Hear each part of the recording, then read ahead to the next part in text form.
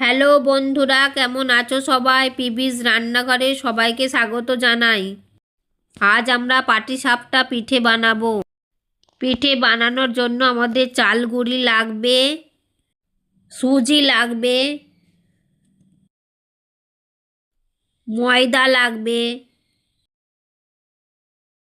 বিরি কলাইয়ের বাটা লাগবে,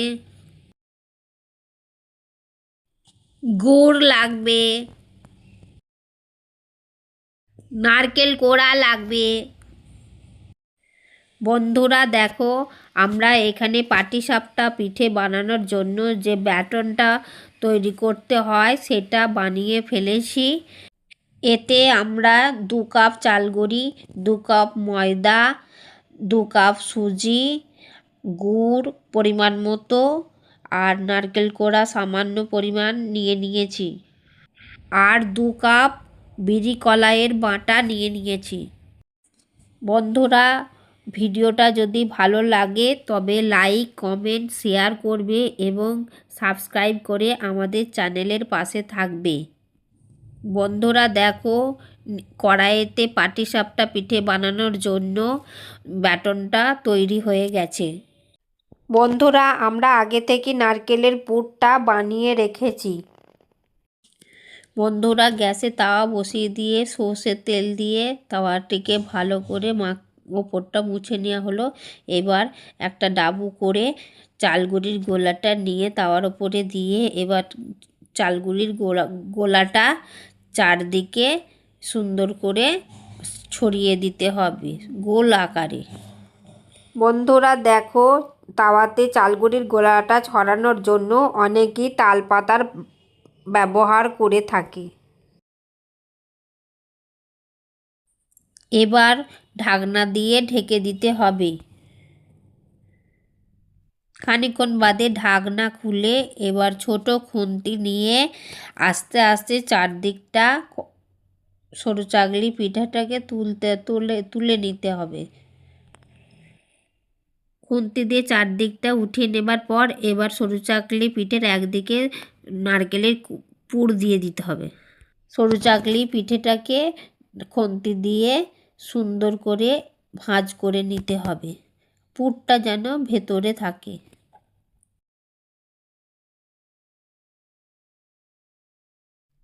বন্ধুরা, পাটিসাপটা পিঠেটা সুন্দরভাবে হয়ে গেছে। এবার সামান্য পরিমাণে ঘি দিয়ে পাটিসাপটা পিঠেটাকে খুন্তি দিয়ে এপিট ওপিট করে ভালো করে তাওয়াতে ভেজে নিতে হবে, তারপর তুলে নিতে হবে।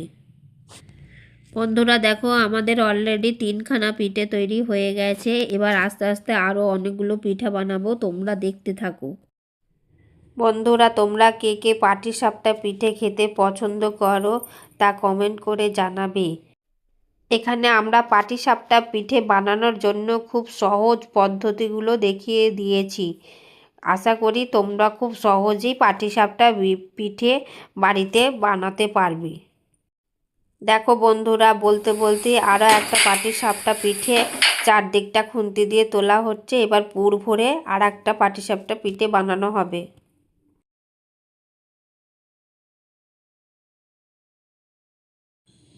পুর দিয়ে পাটিসাপটা পিঠে বানিয়ে এবার সেই পিঠেটাকে ঘি দিয়ে আবার ভেজে খুন্তি দিয়ে আবার তুলে রাখতে হবে। চলো বন্ধুরা, তাহলে আরও একবার আমরা পাটিসাপটা বানানোর পদ্ধতিটা ভালোভাবে দেখে নিই।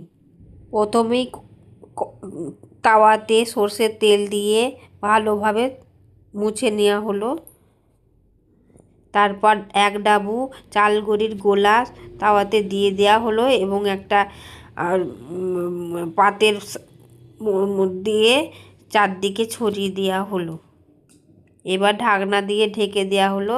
খানিকক্ষণ বাদে ঢাকনাটা খোলা হলো এবং খুন্তি দিয়ে আস্তে আস্তে সরু চাকলি পিঠে চারদিকটা তুলে দেওয়া হলো, যাতে পাটিসাপটা পিঠেটা তুলতে সুবিধা হয়। হ্যাঁ, এবার দেখো সরু চাকলি পিঠেটা চারদিকতে উঠে গেছে। এবার পুর দিয়ে পাটিসাপটা পিঠেটা খুন্তি দিয়ে ভালোভাবে ভাঁজ করে তৈরি করা হয়ে গেল। এবার সামান্য গা ঘি দিয়ে ছোটো ঘন্টির সাহায্যে পাটিসাপটা পিঠেটাকে ভালোভাবে ভেজে নিয়ে পাত্রের মধ্যে রেখে দেওয়া হলো। বন্ধুরা দেখো, দেখতে দেখতে আমাদের অনেকগুলো পিঠে রেডি হয়ে গেছে। আবার একটা পিঠে বানানোর জন্য তাওয়াতে চালের গুঁড়ির গোলা দিয়ে দেওয়া হয়েছে এবং আস্তে আস্তে পিঠেটা বানানো চলছে। চালের গোলাটাকে ভালো করে গোল করে ছড়িয়ে দেওয়ার পরে এবার ঢাকনা দিয়ে আবারও ঢেকে দেওয়া হলো।